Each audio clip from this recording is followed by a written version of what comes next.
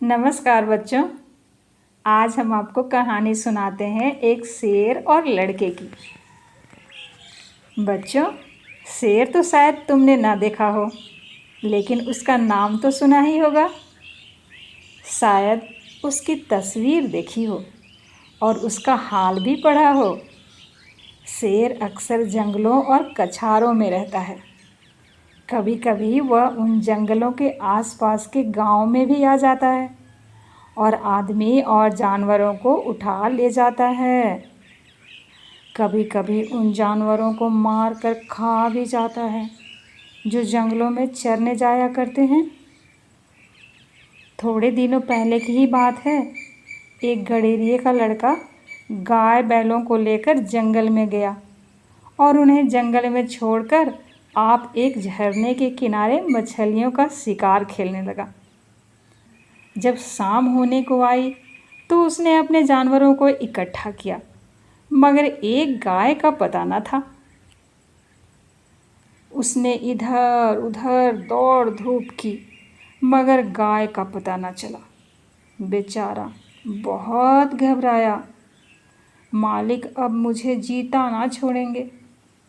उस वक्त ढूंढने का मौका न था, शाम हो गया था ना, क्योंकि जानवर फिर इधर उधर चले जाते तो उसे खोजना पड़ता। इसलिए वह उन्हें लेकर घर लौट आया और उन्हें बाड़े में बांधकर बिना किसी से कुछ कहे हुए गाय की तलाश में निकल पड़ा। उस छोटे लड़के की यह हिम्मत तो देखो। अंधेरा हो रहा है, चारों तरफ सन्नाटा छाया हुआ है, जंगल भाई भाई कर रहा है, गीदड़ों का हौवाना सुनाई दे रहा है, पर वह बेखौफ जंगल में बढ़ा चला जाता है। कुछ देर तक तो वह गाय को ढूंढता रहा, लेकिन जब और अंधेरा हो गया तो उसे डर मालूम होने लगा। जंगल में अच्छे अच्छे आदमी डर जाते हैं, उस छोटे से बच्चे का तो कहना ही क्या। मगर जाए कहाँ। जब कुछ ना सूझी तो एक ऊंचे पेड़ पर चढ़ गया और उसी पर रात काटने की ठान ली। उसने पक्का इरादा कर लिया था कि बगैर गाय को लिए घर न लौटूंगा। दिन भर का थका मांदा तो था ही, उसे जल्दी नींद आ गई।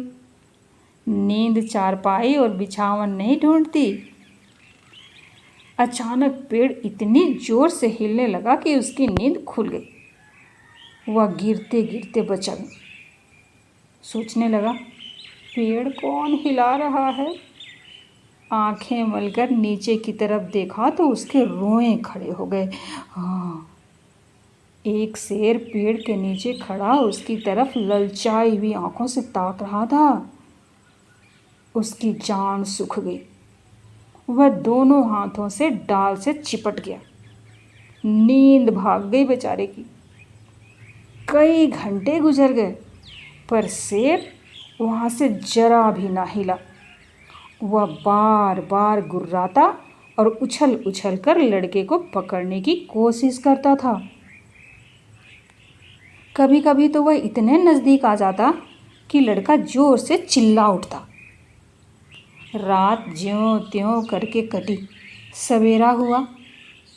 लड़के को कुछ भरोसा हुआ कि शायद शेर उसे छोड़कर अब चला जाएगा, मगर शेर ने हिलने का नाम तक न लिया। सारे दिन वह उसी पेड़ के नीचे बैठा रहा। शिकार सामने देखकर वह कहाँ जाता। पेड़ पर बैठे बैठे लड़के की देह अकड़ गई थी। भूख के मारे बुरा हाल था बेचारे का, मगर शेर था कि वहाँ से जौ भर भी ना हटता था। उस जगह से थोड़ी दूरी पर एक छोटा सा झरना था। शेर कभी कभी उस तरफ ताकने लगता था। पैसों का इतना गम न हुआ। लड़के ने सोचा जितना समाज के इस चारित्रिक पतन का। दुकानदार ने जानबूझकर मेरे साथ धोखेबाजी का व्यवहार किया। पीने जाएगा, मैं एक सेब सड़ा हुआ होता तो मैं उसको क्षमा के योग्य समझता। शेर उधर चला। सोचता कि उसकी निगाह न पड़ी होगी, मगर चार के चारों खराब निकल जाएं। शेर पानी पीकर तो साफ साफ धोखा है। शायद उसने मगर भी इस लड़के धोखे का में मतलब मेरा भी समझ सहयोग लिया था।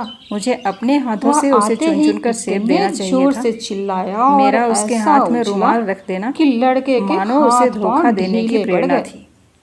जैसे वह उसने नीचे भांप गिरा जा लिया रहा हो। कि महाशय अपनी मालूम आंखों से होता काम था लेने वाले जीव हाथ नहीं हैं पांव पेट में और न घुसे जा इतने रहे हैं। चौकस हैं कि घर से लौट ज्यों आने त्यों आए। करके वह दिन भी आदमी बीत गया। बेईमानी तभी करता ज्यों है ज्यों रात होती जब जाती उसे थी, अवसर मिलता है। शेर की भूख भी बेईमानी तेज का होती अवसर जाती थी। देना, चाहे वह शायद अपने उसे यह ढीलेपन की सोच वजह से सोच हो कर गुस्सा या आ रहा सहज था विश्वास कि से। खाने की चीज बेईमानी सामने में रखी है सहयोग देना है। और मैं 2 दिन पढ़े से लिखे भूखा बाबुओं बैठा और हूँ। कर्मचारियों पर तो अब कोई विश्वास नहीं क्या करता। आज भी एकादशी किसी रहेगी? थाने या कचहरी या वह म्यूनिसिपैलिटी रात में भी चले उसे जाइए, ताकते ही बीत गई। आपकी ऐसी दुर्गति होगी कि तीसरा आप दिन भी बड़ी निकल से आया। बड़ी हानि उठाकर भी मारे उधर न भूख के जाएंगे। उसकी आंखों में तितलियां सी उड़ने व्यापारियों की लगी। साख अभी तक बनी हुई थी। डाल पर बैठना भी यूं उसे तौल मुश्किल में मालूम चाहे होता था। छटाक आधा छटाक कस कभी ले, कभी तो उसके जी में लेकिन आता था आप कि उन्हें शेर मुझे 5 की पकड़ जगह ले भूल से और खा 10 के जाए। नोट दे आते थे उसने तो हाथ आपको जोड़कर घबराने ईश्वर की से कोई विनय की, जरूरत न थी। हे भगवान, आपके रुपए क्या तुम सुरक्षित मुझ थे। गरीब पर दया न मुझे करोगे? याद है, एक बार मैंने मुहर्रम के मेले में शेर को भी एक थकावट खोचे मालूम हो वाले रही से थी। 1 पैसे की बैठे रेवड़ियां ली बैठे थी उसका जी और उठ गया। पैसे की जगह वह अठन्नी दे चाहता आया था था। किसी तरह जल्दी से शिकार मिल जाए। घर आकर जब अपनी भूल लड़के मालूम ने हुई इधर तो उधर खोचे वाले के बहुत पास निगाह दौड़े दौड़ाई गए। कि कोई नजर आ आशा जाए, नहीं थी कि वह मगर अठन्नी कोई लौटाएगा, नजर न आया।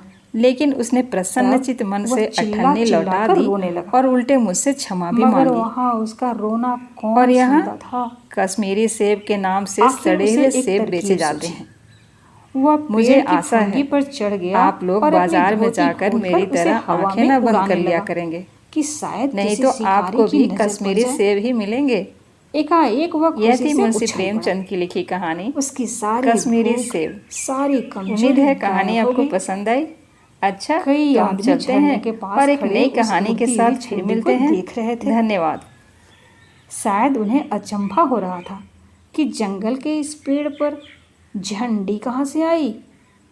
लड़के ने उन आदमियों को गिना, 1 2 3 4। जिस पेड़ पर लड़का बैठा था वहाँ की जमीन कुछ नीची थी।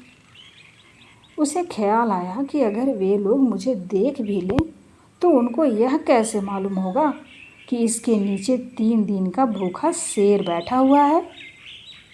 अगर मैं उन्हें होशियार ना कर दूं तो यह दुष्ट किसी न किसी को जरूर चट कर जाएगा।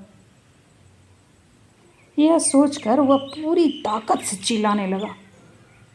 उसकी आवाज़ सुनते ही वे लोग रुक गए और अपनी अपनी बंदूकें संभाल कर उसकी तरफ ताकने लगे। लड़के ने चिल्लाकर कहा, होशियार रहो, होशियार रहो, इस पेड़ के नीचे एक शेर बैठा हुआ है। शेर का नाम सुनते ही वे लोग संभल गए, चटपट बंदूकों में गोली भरी और चौकन्ने होकर आगे बढ़ने लगे। शेर को क्या खबर कि नीचे क्या हो रहा है। वह तो अपने शिकार की ताक में घात लगाए बैठा था। एकाएक पैरों की आहट पाते ही वह चौंक उठा और उन चारों आदमियों को एक टोले की आड़ में देखा। फिर क्या कहना था, उसे मुंह मांगी मुराद मिल गई। भूख में सब्र कहाँ। वह इतने जोर से गरजा कि सारा जंगल हिल गया और उन आदमियों की तरफ जोर से छलांग मारी, मगर वे लोग पहले ही से तैयार थे। चारों ने एक साथ गोली चला दी। दन दन दन आवाज़ हुई।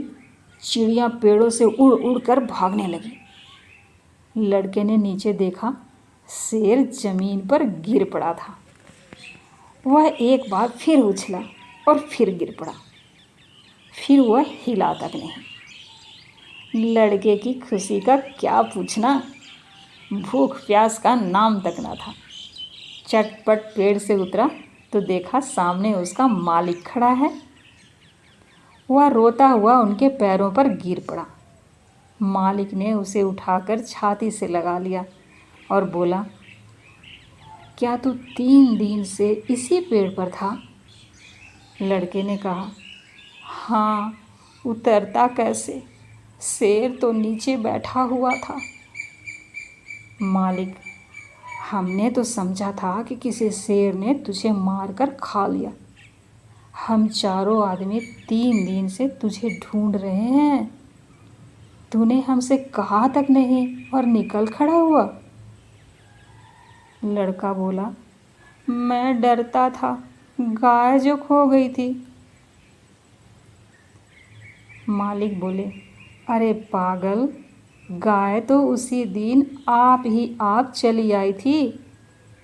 भूख प्यास से शक्ति तक न रहने पर भी लड़का हंस पड़ा।